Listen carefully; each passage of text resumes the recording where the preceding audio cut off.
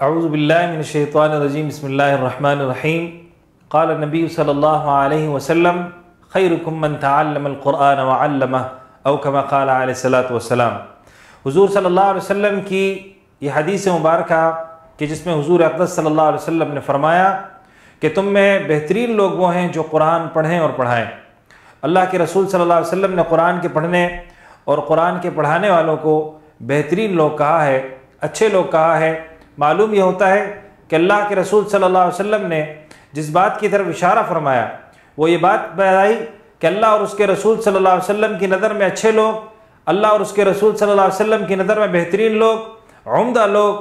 اور اچھے لوگ وہ ہیں کہ جو قرآن پڑھنے والے ہوں یا قرآن پڑھانے والے ہوں۔ تو اس بات سے یہ بات بھی ہمیں سبق کے طور پر معلوم ہوتی ہے کہ یا تو ہم قرآن کے طالب علم بن جائیں یا قرآن کے معلم بن جائیں، یا قرآن پڑھنے والے بن جائیں یا قرآن پڑھانے والے بن جائیں، یا قرآن سمجھنے والے بن جائیں یا قرآن سمجھانے والے بن جائیں، اور قرآن کی دعوت دینے والے بن جائیں یا قرآن کی دعوت کو قبول کرنے والے بن جائیں۔ اور اس کے علاوہ جو تیسرا پہلو ہے کہ وہ قرآن کی مخالفت ہے، قرآن کو ترک کر دینا ہے، قرآن کو پس پش ڈالنا ہے، قرآن کو چھوڑ دینا ہے، تو ان ساری چیزوں سے، ان ساری باتوں سے اپنے آپ کو دور رکھنا ہے۔ قرآن کے ساتھ گہرا رشتہ یہ اہل ایمان کی صفت ہے، اس لیے کہ رسول اللہ صلی اللہ علیہ وسلم نے سارے اہل ایمان کی طرف سے بات بیان فرمائی ہے کہ اے اہل ایمان، تم لوگوں میں سب سے بہترین لوگ کون ہیں؟ تو فرمایا کہ خیرکم من تعلم القرآن وعلمہ، بہترین لوگ وہ ہیں جو قرآن پڑھنے والے ہوں، قرآن پڑھانے والے ہوں۔ اس لیے ہمیں یہ سبق ملتا ہے اگر ہم اللہ اور اس کے رسول صلی اللہ علیہ وسلم کی نظر میں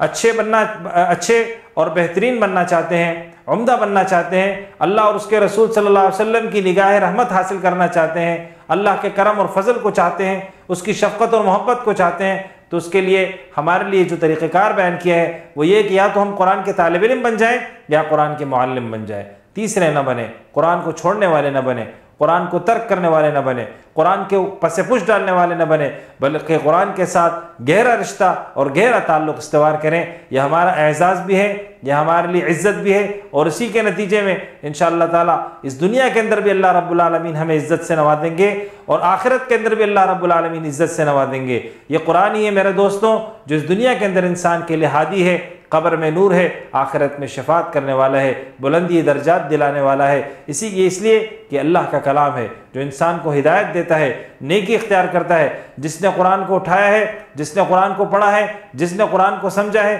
جس نے قرآن پر عمل کیا ہے، کامیابی اس کے قدموں کو چومتی ہے، کامیابی اس کے پاس آتی ہے، اور دنیا کے اندر بھی فلاح ہے، آخرت کے اندر بھی فلاح ہے۔ یہ وہ لوگ ہیں کہ جو قرآن کے ساتھ تعلق قائم کرنے والے ہیں۔ اللہ تعالی ہمیں قرآن سے صحیح معنوں میں استفادے کی توفیق نصیب فرمائے۔ وآخر دعوانا الحمدللہ رب العالمین۔